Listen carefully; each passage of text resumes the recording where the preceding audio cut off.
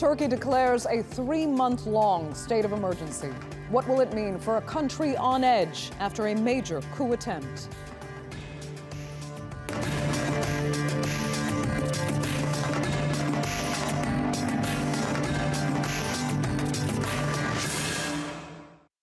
Hello and welcome to the Newsmakers with me, Andrea Sankey.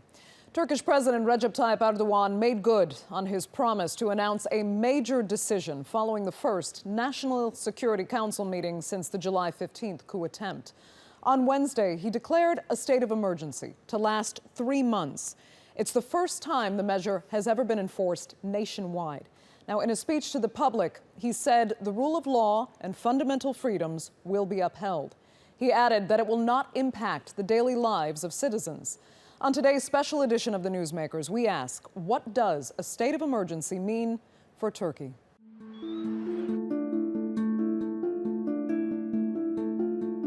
It wasn't until the president returned to Ankara and spoke to the nation on Wednesday evening that the state of emergency came into force. The purpose of the declaration of the state of emergency is, in fact, to be able to take the most efficient steps in order to remove this threat as soon as possible, which is a threat to democracy, to the rule of law, and to the rights and freedoms of the citizen in our country. In essence, it allows the president and cabinet to bypass parliament in passing new laws and to suspend or limit rights as they deem necessary. It includes the words, in the event of serious indications of widespread acts of violence aimed at the destruction of the free democratic order, the Council of Ministers, meeting under the chairmanship of the President of the Republic, may declare a state of emergency for a period not exceeding 6 months. The law allowing the state of emergency was actually passed while Turkey was under military rule. Under the state of emergency, the President can rule by decree. Curfews could be enforced. Gathering and protests could be banned. Security personnel could search persons and property, and the media could be restricted. The government says it will not affect the daily lives of the people, and that it's there simply to eradicate what they've called the cancer behind the coup attempt. Ahead of the announcement, there was backing from the United States. We support the government's put down of this coup.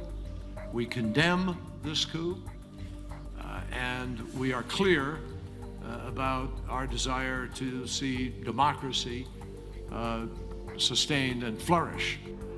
There has been concern about the move to a state of emergency, notably from the German foreign minister, who wants it to end swiftly.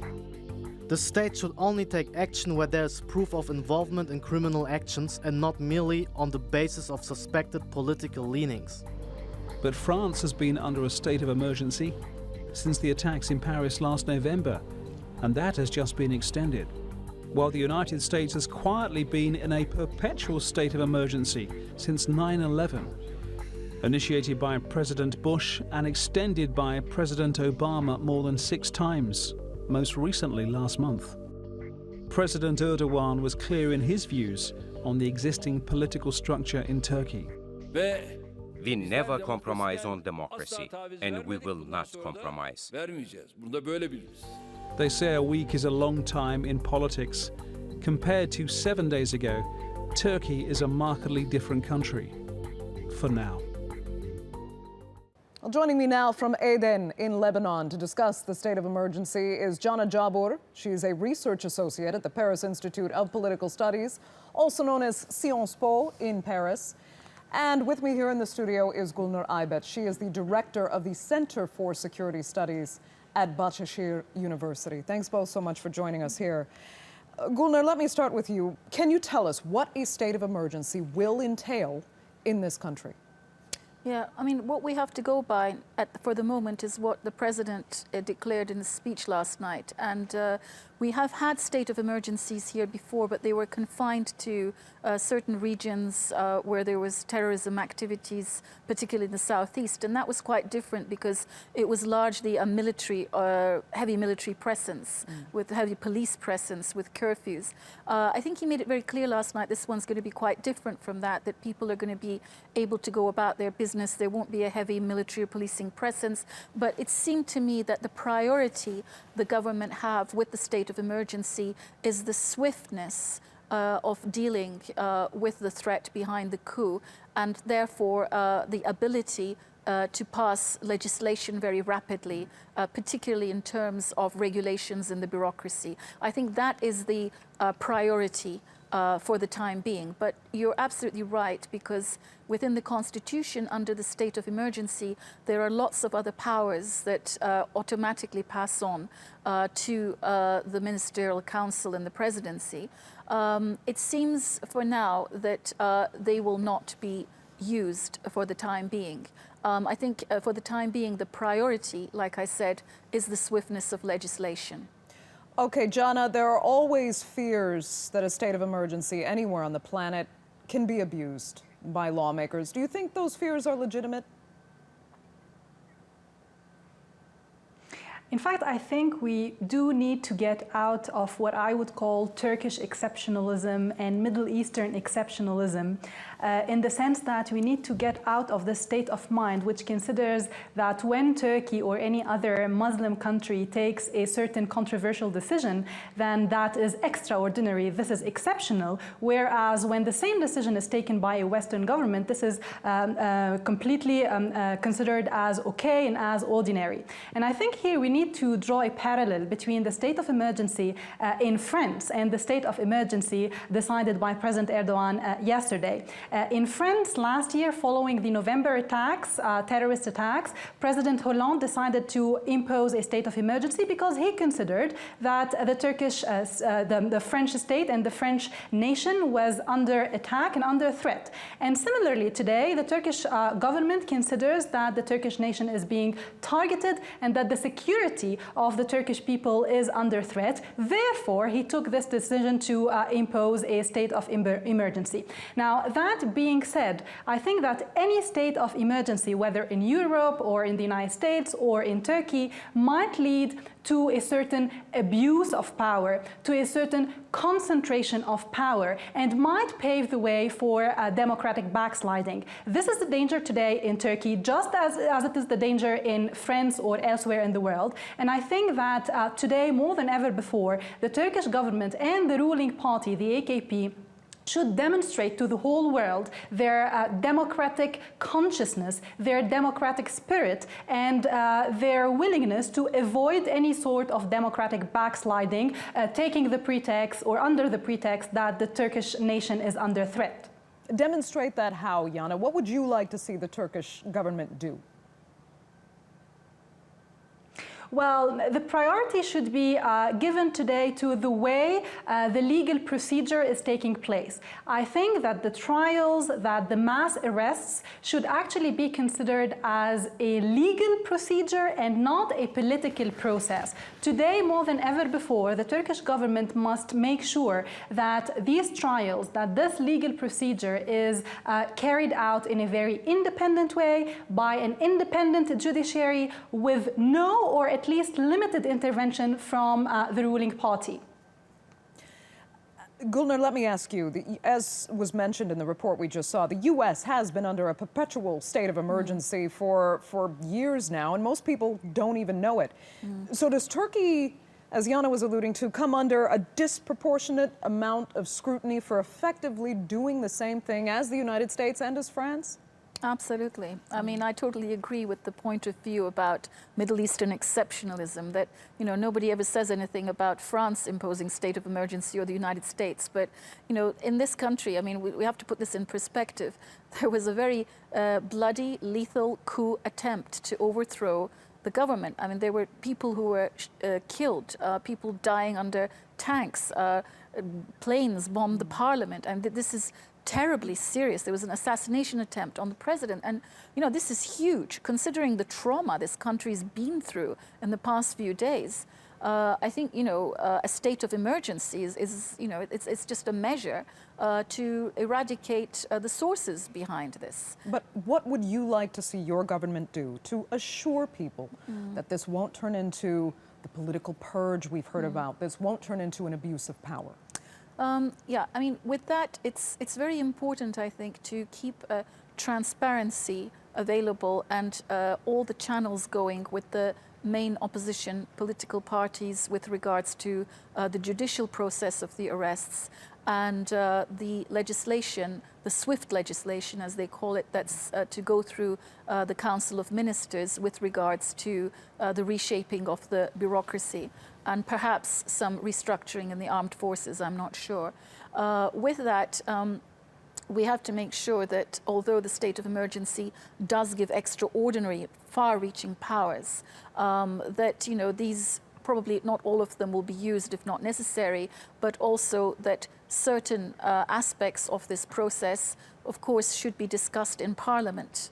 Not just, completely bypassing Parliament, but some discussions should be taking place there with regards to certain things. But when we need to have speedy legislation with regards to very, urgent issues regarding this security threat, then only those should be looked in terms of swiftly passing through as laws in the Council of Ministers. So if there's a sort of differentiation between those two things, then I think people will be more assured about the what you mentioned as vagueness with this situation.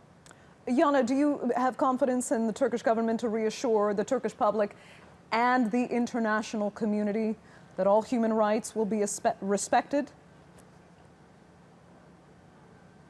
Well, talking first about the Turkish government, I appreciated what President Erdogan said 2 days ago when he declared that it is not time to take revenge, that, the arrests and the investigations should be a pure legal procedure. This is a good sign. But on the other hand, he also declared that what happened is a gift from God, which would allow the state to get rid, or the ruling party to get rid of what he calls the terrorist Fethullah Gülen organization, which is infiltrating the state. This is a negative sign. I think what the ruling government should do today is simply to keep the state of emergency under control and to make sure that it doesn't use it or manipulate it against the whole opposition. It is okay to purge the state from coup perpetrators, but it is not okay to use a state of emergency against the opposition. This is one concerning the Turkish government. Concerning the international community, I think the reaction of the European Union and the reaction of the US so far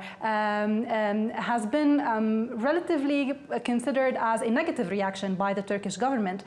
What I mean by this is that the European leaders and American leaders have not really showed enough solidarity and enough support for the elected ruling party in Turkey.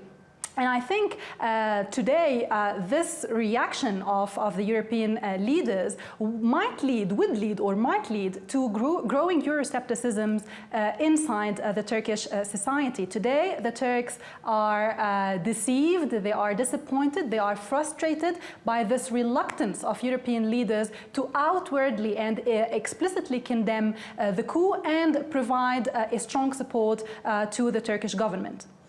Gulnur, I see you nodding in agreement there, but I mean, do European leaders have a right to be somewhat cautious, even overly cautious, when they see the European Convention on Human Rights, for example, suspended in Turkey in light of this?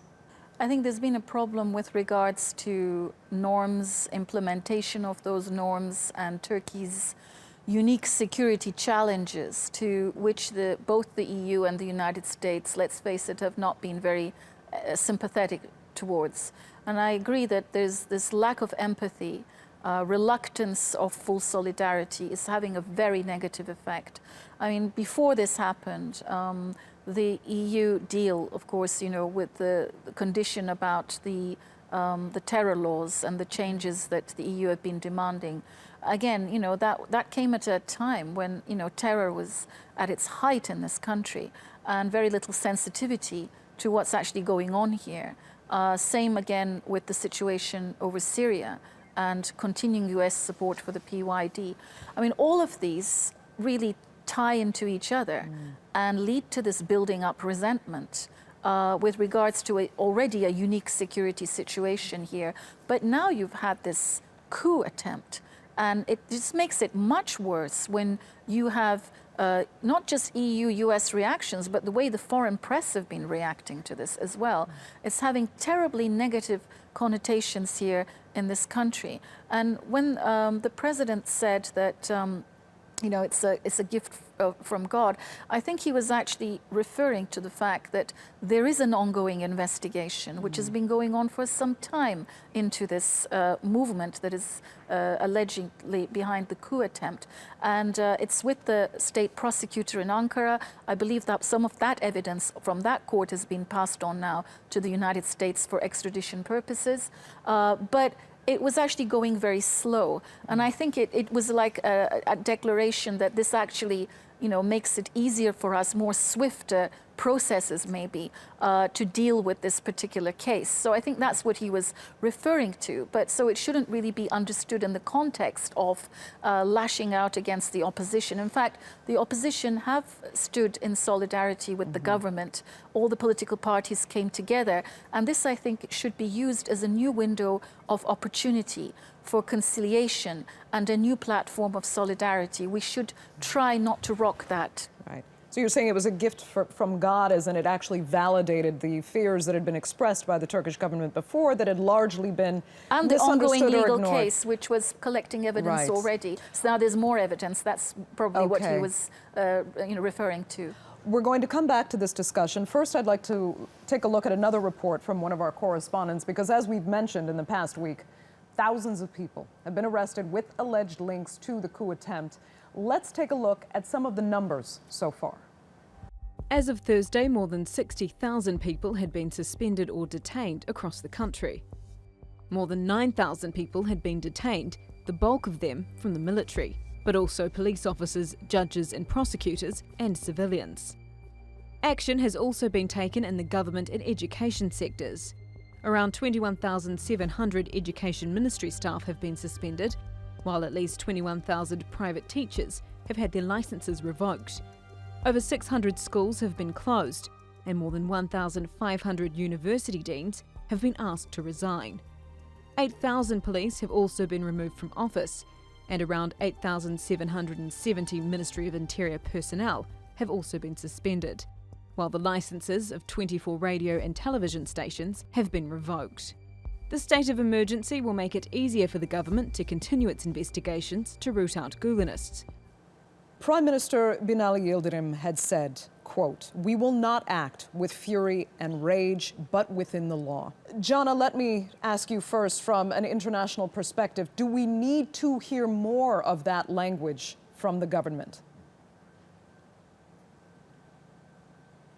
Well, definitely, the international community would like to hear more from the Turkish government about its willingness to respect human rights and to make sure that this state of emergency doesn't really affect the Turkish society and the freedom of speech and the freedom of movement of the Turkish people.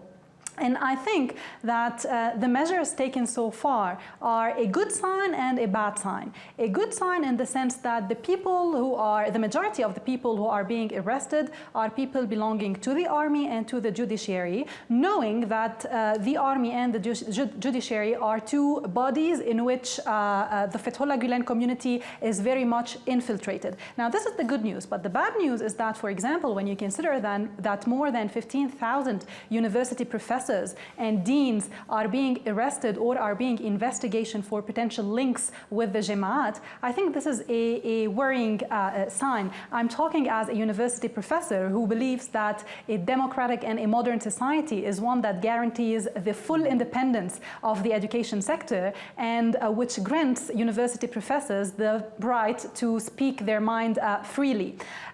So I'm waiting for the upcoming days to see how this will evolve, but I'm pretty sure that the Turkish government would make sure that all these professors and all these deans who are not directly involved with the Jamaat would be given back their freedom as soon as possible. Gulnur, you're an academic yourself, working in this country. Does it disturb you that so many thousands of academics have been suspended? Yes, I mean, initially, but I can also understand why this is happening like this, because the government have said it over and over again that we have to move swiftly with this process of eradicating the sources of instability. Now, we know that this movement's presence is pretty much clear in the armed forces and the judiciary, but education really is their forte, and they're very much prominent in the entire education system as well, and that's where they carry out most of their recruitment. So this is all coming out of the ongoing case that's going on in the state prosecutor's office. And so with that kind of evidence, I think, at this stage, with the swiftness, the necessity, the underlying necessity of the swiftness, there's been a very large number of suspensions because the government don't want to leave a single stone unturned, especially since there is a danger of certain pockets of unrest or sleepers and so forth. So the security threat is still out there. So I suspect that a lot of these people will be, their statements will be taken. Not all of them will be arrested. Only those who have been found to have definite links to the movement might get arrested, and then they will go through some due process, and at the end of that, if they're found guilty, they'll be charged. So the numbers are likely to dwindle and go down quite drastically, but they're quite high in the initial stages because you have to be sure. And as for the deans, all of the deans have been asked to resign. And that doesn't mean that all of them are going to be out of a job. Again, it's a matter of trying to find out what's going on in faculties, trying to understand what the linkages are between the education, bureaucracy, and military sectors where this movement is embedded and what the relations are between them. And while that's going on, the deans are effectively de facto resigned as now, but I suspect that most of them will be reinstated, and maybe some of those that are found to have links would then be removed from their post. But so these are, yes, drastic measures, but they're temporary, and the swiftness, I believe, is the key why this is happening. Jana, do you believe that? These are temporary measures, they will be rectified soon, but it's... Go ahead. Yes, I surely agree with this point. Swiftness is key here. Transparency is also key. And as I said earlier, I do believe also that the huge number of detainees today and people under investigation will shrink progressively. Okay.